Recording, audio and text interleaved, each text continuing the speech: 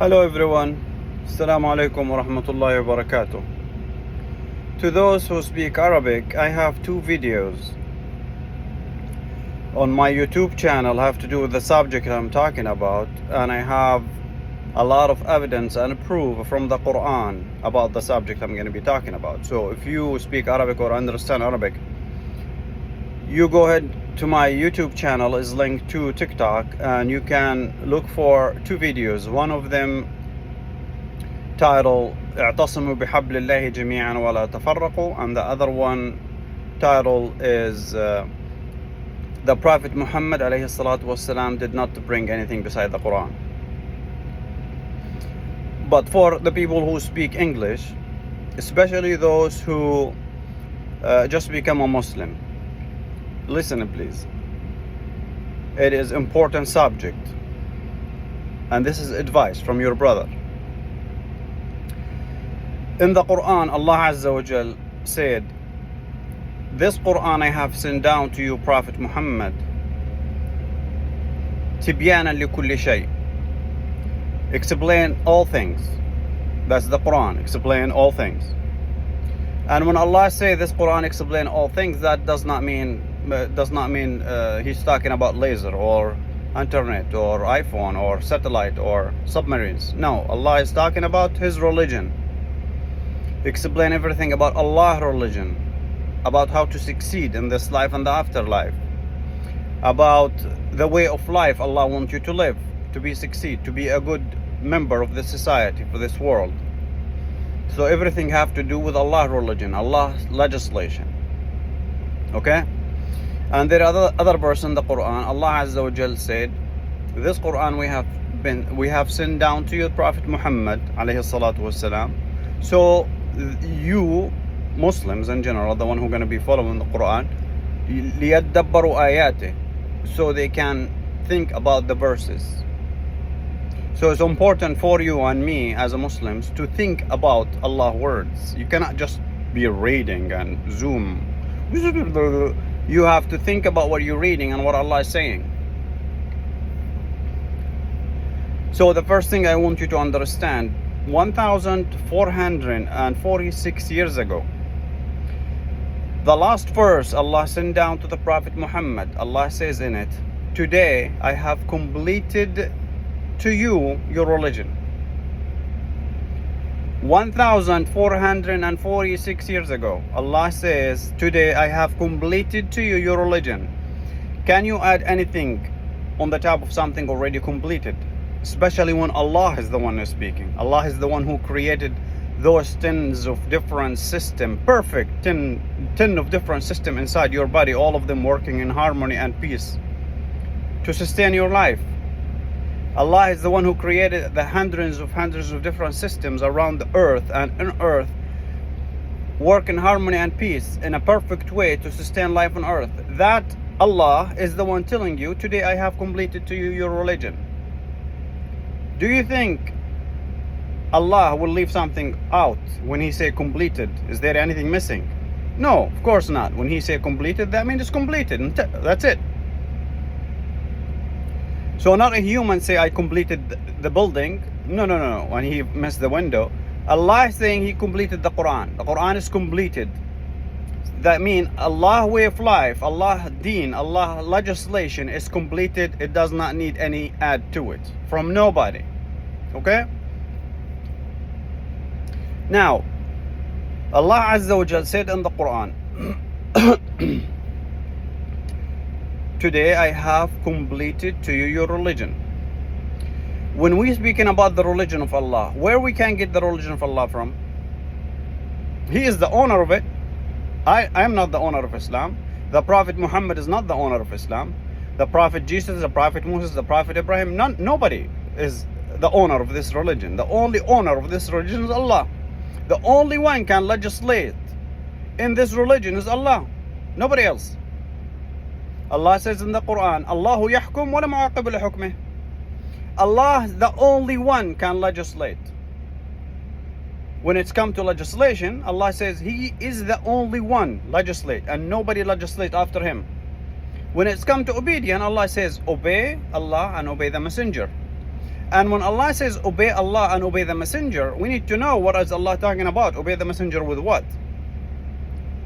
So this is so obvious. Messenger, that means follow the message, obey the message the messenger come with.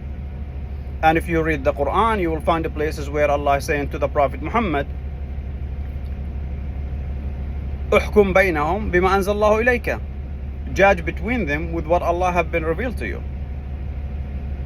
Teach them the Quran. That's another verse.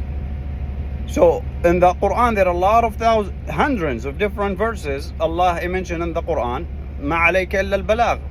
The only thing you have to do, Prophet Muhammad, is to relay the message. So what is the verse mean when Allah says obey Allah and obey the messenger? Obey Allah and obey the message. At the time of the Prophet Muhammad, his companion commanded to obey the Prophet Muhammad alayhi salatu wasalam, whatever he said. Okay? Now, 1,400 years later, the Prophet is not living amongst us. So when I read that, I hear that verse in the Quran or read that verse in the Quran, what does that mean to me? As a Muslim live and the Prophet Muhammad died, is not around. And Allah telling me obey Allah and obey the messenger. Obeying the messenger with what? The messenger is not around. Obey the message the messenger come with. What is the message the messenger come with? It's the Quran, obviously. So Allah commanding you to obey the Quran. Not as they told you the Sunnah, the tradition, and this what this guy say, and what that guy say, and what the scholars say, what this guy's scholar say. No. Allah telling you obey the message, the Quran. Obey Allah and the Quran. Okay? Allah says, Allahu yahkum wa la mu'aqib li hukmih. Allah is the one who legislates, the only one can legislate, and nobody else can legislate. And in other verse, Allah says, وَلَا يُشْرِكُ فِي حُكْمِهِ أَحَدًا. What does that mean? That means Allah Azza wa Jal does not include anybody with him with legislation. The Prophet Muhammad alayhi salatu wasalam in the Quran, he said, I do not follow except what have been revealed to me. In attabi' illa ma yuha ilay. I do not do anything or follow anything or say anything except what have been revealed to me, which is the Quran. He does not bring anything from his own. Okay? Now, Allah Azza wa Jal said in the Quran, وَلَوْ تَقَوَّلَ عَلَيْنَا بَعْضَ الْأَقَوِيلِ لَأَخَذْنَا مِنْهُ بِالْيَمِينِ وَقَطَعْنَا مِنْهُ الْوَتِينِ. In English, what does that mean? Basically, what Allah is saying, if the Prophet Muhammad say anything from his head or legislate from his head, Allah himself will chop the head of the Prophet Muhammad off. That verse in the Quran.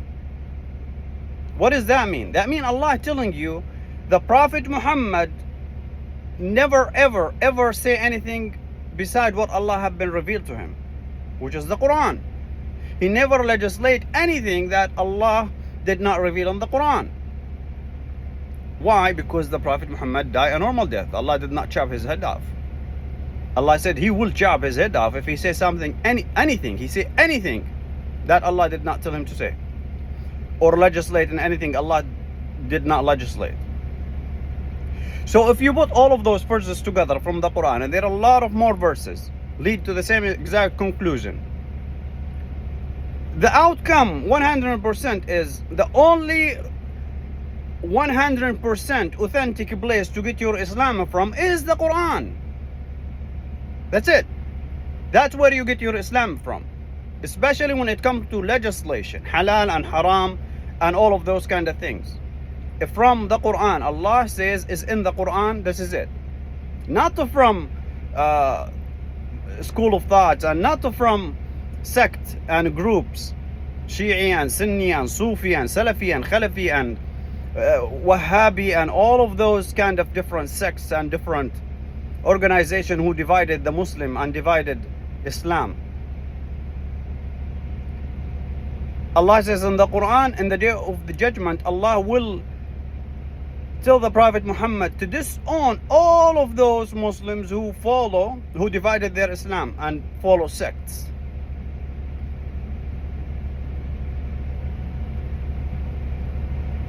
It's in the Quran, a verse in the Quran. Allah is saying that to the Prophet Muhammad. لَسْتَ مِنْهُمْ فِي شَيْءٍ. Another verse in the Quran, Allah compared to those who follow sects and put tag on their name. I am a Shi'i, I am a Sunni, I am a Sufi, I am a Salafi, I am a Khalafi, I am following this madhab, or I am following that madhab, or I'm taking my religion from this sheikh, or I'm taking my Islam from that sheikh. All of those people, Allah in the Quran compare them to mushrik. Mushrik who's the one who associate partner with Allah. Why would Allah say that? Because they are actually not getting their Islam from the Quran, what Allah have been saying down to them. They're getting their religion, Islam, and halal and haram from the book of man. Didn't Allah warn us in a lot of different verses to not do what the Jew and the Christian did? By making their rabbis and their priests gods? By taking their religion from their rabbi and priest? That's what Allah warned us from. And that's exactly what Muslims do. Every few millions of Muslims follow one of those sects or one of those madhabs. So you need to be careful. Your Islam should come exclusively from the Quran. That's where you get your halal and haram. You want to read to all the scholars in the whole planet, no problem. Read to every single one of them. But when it's come to legislation, you don't take from them. You take just from the Quran. What Allah says is halal and what Allah says haram. And what Allah says it goes and what Allah says does not go. But you don't take it from them because they add a lot of things is not from Islam. And that what caused me to say this, to make this video for you. Let me give you an example. They tell you if you leave Islam, you should be killed. Where did they gather from? Most of those school of thoughts, madhahib, and sects, most of them, those scholars say, if you leave Islam, you must be killed. Where did they get that from? Where is that in Allah book? You can't find it. You're actually gonna find the opposite. Allah says, La ikraha fid din. No compulsion in religion. No forcing on the religion. You cannot force anybody to be a Muslim or stay a Muslim or anything. That's what Allah said. But they're telling you no. Believe Islam, you call. Why? The Prophet Muhammad say, Allahu Akbar. How did the Prophet Muhammad say? Prophet Muhammad say, I do not do anything or follow anything except what have been revealed to me. And you're telling me the Prophet Muhammad legislates something Allah did not legislate. How? Didn't you read the Quran? Didn't Allah say He will chop his head off if he legislate? Without Allah permission? Without Allah revealing it to him in the Quran? But what they did is they brought those hadiths coming from a lot of different people. Those hadiths, they tell you the Prophet said. Some of them are accurate. Some of them the Prophet did say. But what does not go with the Quran, you should not take it whatsoever. Especially the one contradict the Quran. Allah is saying, the one who leave Islam, leave him alone. It's not your business. I will take care of him in the day of judgment. And you telling him, no, Ya Allah, we should kill him. We legislate. You don't legislate. What is this? So you cannot be following those people who telling you to do Islam is not from Allah book. This is not Allah book.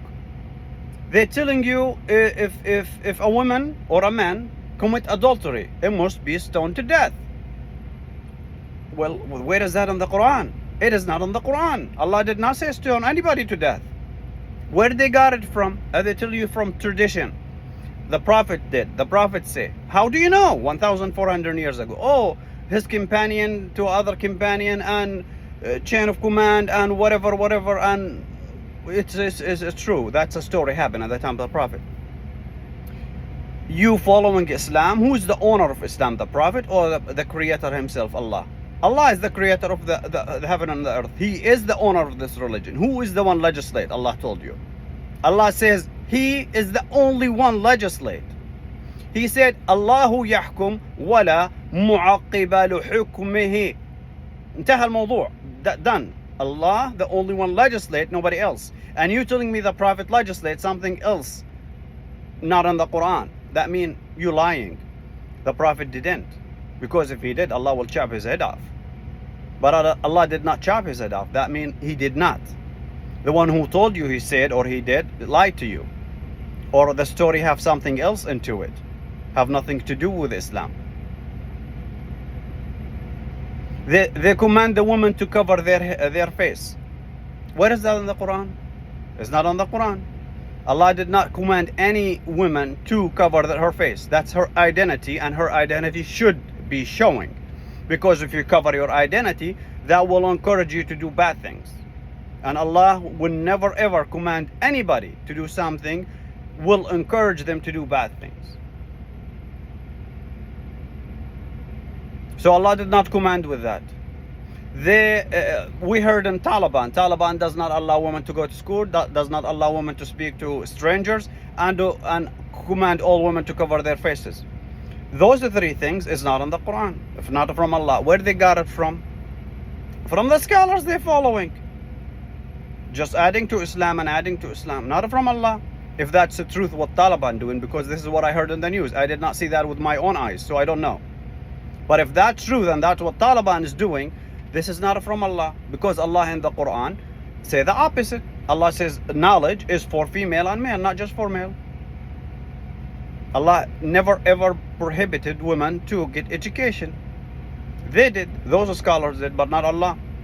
Circumcision. There are a lot of Muslim countries around the world circumcise girls.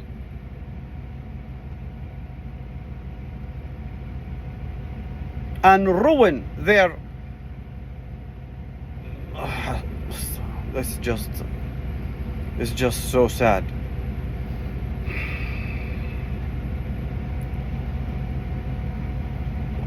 Where is that in Islam? Where is that in the Quran? Nowhere in the Quran. Allah command anybody to do anything or such a thing. That's injustice. Allah does not like injustice. Allah don't like those who do wrong things. And that's wrong, to ruin her life by circumcise her. She won't feel nothing with her husband to the rest of her life.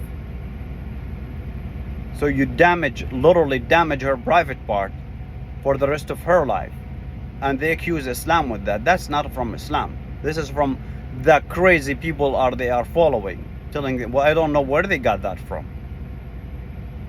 Culture or their madhab or their sheikh or whatever they got it from, that's just wrong. And there are hundreds of thousands of different things they add to Islam is not from Islam. A woman fixing her eyebrows. They're telling you that's haram in Islam. No, it's not. No, it's not. Who says that? Where is that in the Quran? It's not in the Quran. They told you the Prophet did. No, the Prophet didn't.